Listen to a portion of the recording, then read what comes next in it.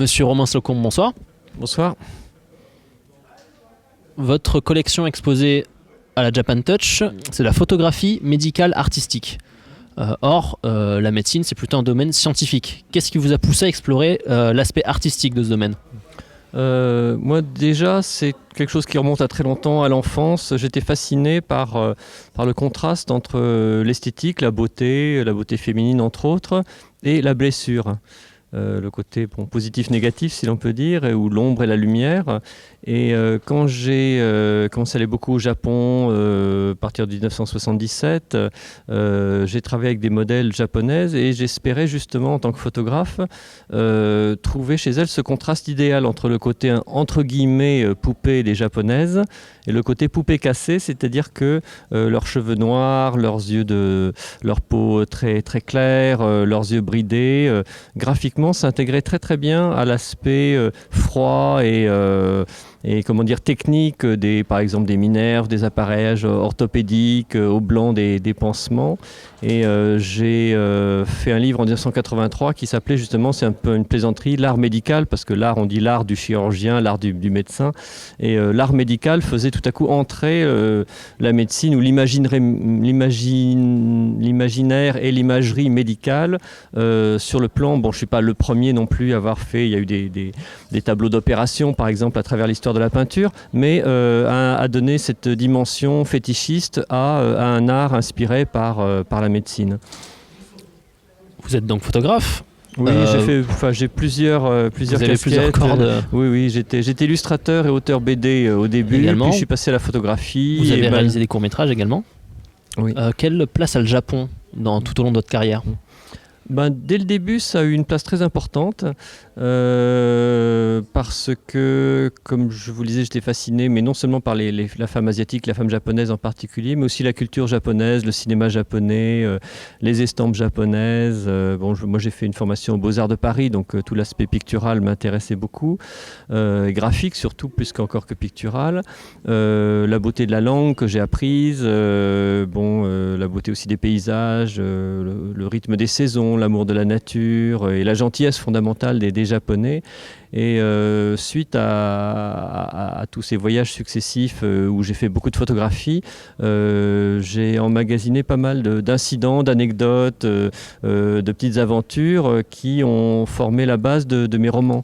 Quand à la fin des années 90, la série Noire aux éditions Gallimard m'a demandé de faire un polar se passant à Tokyo, ça a été mon premier livre d'une série de romans se passant justement au Japon, et le premier s'intitulait Un été japonais. Mes premiers romans sont vraiment très très centrés sur le Japon, mais maintenant je m'en suis un petit peu éloigné parce que du coup, m'étant mis à écrire énormément, j'ai parlé également d'autres sujets. Donc du coup, vous êtes un Français, un occidental qui en savait énormément sur la culture japonaise. Est-ce que vous pensez que cette culture est à la fois bien représentée en France et en Europe, mais surtout bien comprise dans son ensemble ?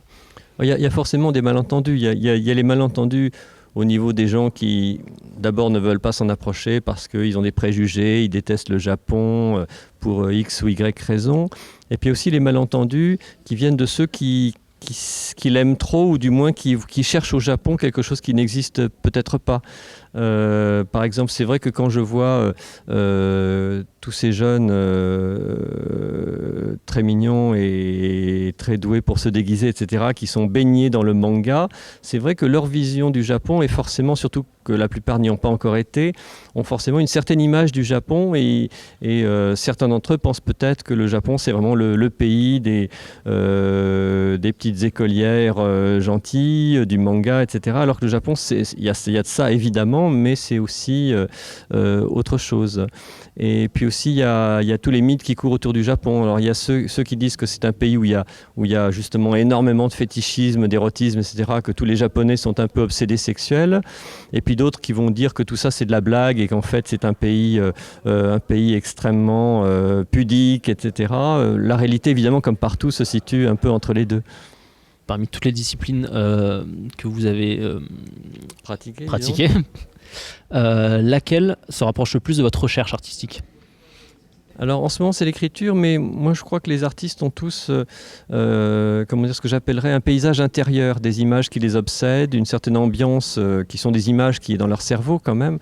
Et il y a longtemps, sous la Renaissance, les artistes en fait étaient très polyvalents, mais ça se fait moins maintenant. Enfin c'est en train un peu de revenir, mais disons qu'en France où tout est étiqueté, on conçoit mal que quelqu'un soit à la fois écrivain, cinéaste, enfin bon moi je ne fais que des courts-métrages, mais et photographe, illustrateur, etc. On se dit non, s'il fait tant de choses, ça doit être un imposteur, un mythomane, quelque chose comme ça.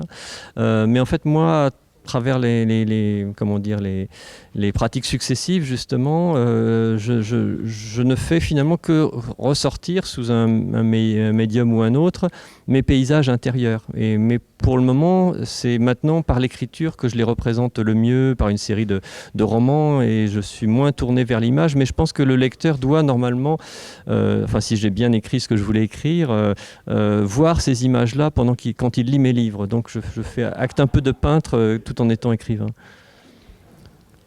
Est-ce que c'est votre première fois au salon Japan Touch ?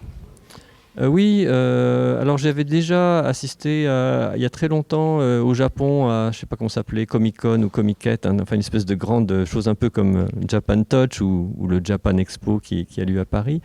Mais je connaissais déjà les organisateurs puisque Asie Expo faisait un festival de cinéma asiatique, c'est pour ça qu'ils m'ont contacté. Non, mais c'est la première fois que je passe 2 jours vraiment dans cette atmosphère très particulière. Et votre ressenti sur le salon ? Alors c'est impressionnant par le nombre de jeunes parce que ce sont surtout des jeunes, hein, mais qui viennent. On est impressionné aussi de voir à quel point l'imaginaire de l'animé et du manga a quand même a vraiment donné une empreinte chez eux. C'est-à-dire qu'ils connaissent extrêmement bien tous ces mangas, tous leurs costumes sont très connotés, font allusion à tel ou tel personnage. Il y a une création qui est vraiment amusante et ludique dans tout ça. En revanche, je serais un peu attristé s'ils ne s'intéressaient qu'à ça. Et j'espère que ce n'est qu'une étape aussi, parce que c'est vrai que quelque part c'est aussi une grande fête du déguisement et c'est quelque chose qu'on aime bien faire quand on est jeune évidemment, mais je ne pense pas qu'il faudrait qu'ils deviennent trop otaku ou qu'ils pensent que le Japon se limite à ça. Pour moi c'est un peu une introduction à l'Orient, une ouverture aussi d'esprit à des tas de formes différentes, mais dans le manga il y a également du texte, il faut penser aussi aux histoires, il faut penser aux livres, etc. Pourquoi pas des romans japonais qui sont excellents d'ailleurs. Mais en tout cas, oui, j'ai passé quelques bons moments et en plus l'Asie dans son ensemble était représentée puisqu'il y avait des Indiens, il y avait des Vietnamiens. Un tout petit stand de Corée, il y a eu des défilés avec le Cambodge. Voilà, tout à fait. Donc je suis très impressionné par l'organisation parce que je suis passé le premier soir où ça avait l'air d'être le bordel le plus complet et je ne pensais pas qu'ils allaient y arriver pour le lendemain et ils l'ont fait quand même en dépit de tous les retards qu'il peut y avoir au niveau des fournisseurs de Siemens ou je ne sais pas quoi. Quand je suis arrivé le samedi matin, tout était là et c'est vrai que c'est un boulot énorme et les bénévoles de l'association ont réussi à faire ça quand même sans perdre leur nerf. Ça c'est impressionnant aussi. Merci beaucoup, Monsieur Slocombe. Merci à vous.